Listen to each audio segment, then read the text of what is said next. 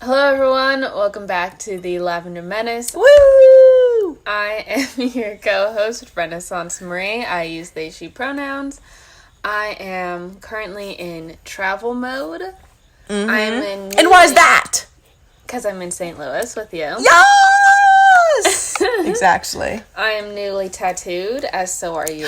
Yes, our tatted slays. Yes. We can you forgot tell? the gifts. We were going to do a gift exchange. Oh my god, the gift exchange. Okay. Fuck, yeah, because we're in the same house now. Yeah. We can actually, physically give each other things, which hasn't been, it's not been a thing that's been able to happen since we started this podcast. If you didn't know, we are long distance besties, but now we are together for a short period of time, and it's like, whoa, we have to take advantage of that. So we're gonna do a little... When we're apart, we hoard things for each other like little squirrels. Exactly. And then the initial enjoyment of solar power was lower than is significantly lower than even the first streams of pure heroine melodrama, which did take amazing first listen. Yeah. But then also marinated on top of that became even better. Yeah. And solar power, even if I do end up liking it, let's say 3 months from now, that doesn't change the fact that its initial taste in my mouth is not as pleasant as the other two albums. So what's the other hot take that you're logging into your laptop? Are we going to do that one? Yeah, so we wanted to talk about solar power, of course, and we've been planning on talking about solar power since we knew its release date, and we knew that we were going to be in the same place for it. You know, how wonderful. But also, let me cold read a hot take submission that was sent to me 2 hours ago. Oh, fresh. Hot off the press. No, literally. Hey, Sunny and Renaissance. Oh, this is from Jules. Yeah. Cool. First, I hope you're both having a great time in St. Louis listening to Taylor Swift and Lorde together. We literally are. We are. We are. Mm-hmm. Second, I love to hear your guys' hot takes on this Hasan Piker at Hasan the Hun, $2.4 million house purchase discourse. What do you think about the fact that he made the purchase, and what do you think about his response to people calling him out on Twitter? Personally, I don't think I could live with myself if I were driving past houseless people all across LA every day, whilst knowing I was hoarding enough income to purchase $1 million home. Literally.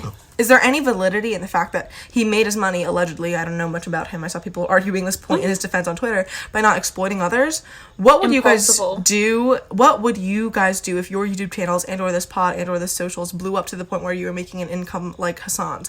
One could only our niche ass audience? Okay, first of all, we're broke, and all of our listeners like us because they're broke. So where do you think we're getting money? Please.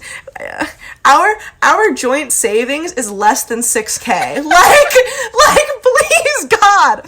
Okay, thank you for... No one rob us. Thank you for taking the Rob what? No one hack into this shit. There's nothing there. I got 75 cents for you to steal right now.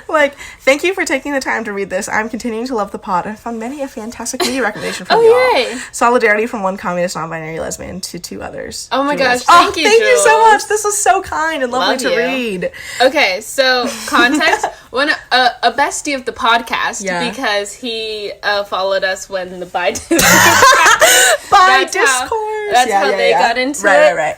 So at Lexi for Prez, Alexis was one of the initializing call-outs of Hasan for the house. And not just because he's a bestie, but I think his takes are correct. Yeah. It's also weird because it's do you not understand how 12-person families are cramming into 20 square feet of living space in California, not 20 minutes away from you? It's but the thing is that you said you were about that life, and then when the receipts came up, you were not about that life. Yeah. And that's why I think we should get into the second part. If we ever make millions, it would be us being able to sustain ourselves, and then any excess money would not go into buying multi-million-dollar homes. Alexis, I think, said it best, in that it's unprincipled. Yeah, and whether or not other people agree with us, and us as people who agree with Alexis, if you want, Hasan is probably not going to fuck you. I hate to say he's not. But if you have that hope, and you're going to ride for him on this thing, that's fine.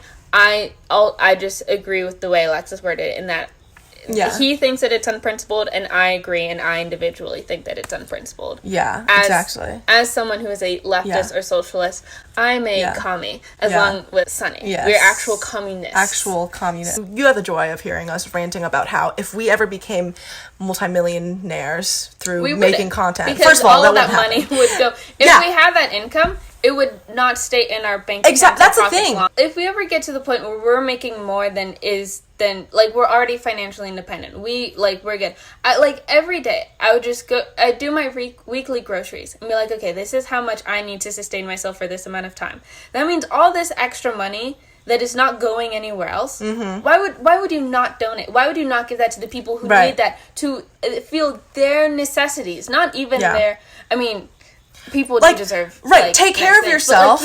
Take care of yourself. But guess what? Part of taking care of yourself is taking care of other people. Also, I was gonna say his point about needing this multi-million-dollar house for family. Bitch, why are you not buying your family's home if you got millions of dollars? Buy them a home. You get a humble home. Everyone gets a humble home if you got that kind of money. The other night, Sunny and I watched Assassination Nation. Directed by Sam Levinson. Yes. Creator of Euphoria. And it shows. Yeah. On Hulu. And it was my first watch. Sunny's fifth or something like that. Yeah. Crazy like that. I just love a movie about girls who kill dudes. Can you tell? I just love that. I love when that happens. The ending, I don't want to say it's satisfying because it's so dark and so much violence happens. I don't think we've even given a brief synopsis of this movie yet. No, it hasn't. The motifs and stuff like that, very prequel to Euphoria in that way. Yeah. It's made beautifully, loved it. Yeah, recommendations that we have for each other. So I'm going to start first by recommending Renaissance a book, as usual. But today I actually have the book physically with me, because Renaissance is physically with me. And that book is An Elderly Lady is Up to No Good by Helene Thurston. If you can see the video, because you're on Patreon, then you will know that this is a very small book. And it's a collection of stories almost, but they're all interlinked. And Renaissance has ADHD. I think I'm going to recommend 9 to 5, which is a classic movie with... Is it about Dolly Parton? It's not about Dolly Parton, but it has it. Dolly Parton, Jane Fonda, and Lily Tomlin. Have you ever seen this movie? No. And Lily Tomlin is a lesbian. Slay. Okay, slay. So... And Jane Fonda is a communist. Okay, slay. Yeah, exactly. Literally reading Marx to already Russian. Yeah. Are they all blondes? That's all we have for you today. We gave you our searing hot takes on Solar Power, the latest and third album by Lorde. Mm-hmm. Then we shit-talked Hasan, what's-his-face, for being ugly and wrong. And then we talked about the movie that we watched, Assassination Nation, and how it kind of slays. Mm-hmm. And then we recommended media to each other. So that's the podcast for today. Oh, we should do our gift exchange.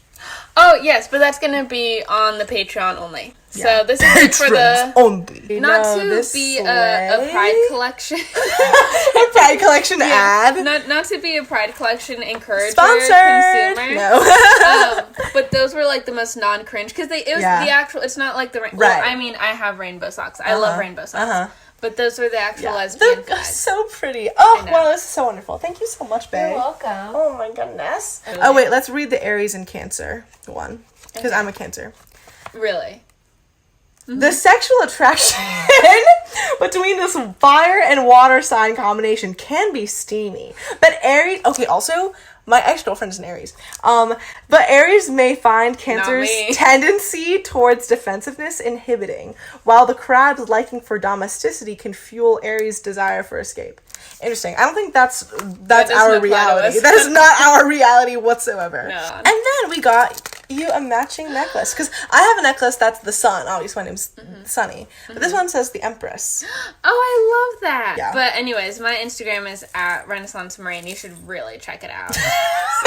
And you should really check it out. The Valley Girl jumped out. Please.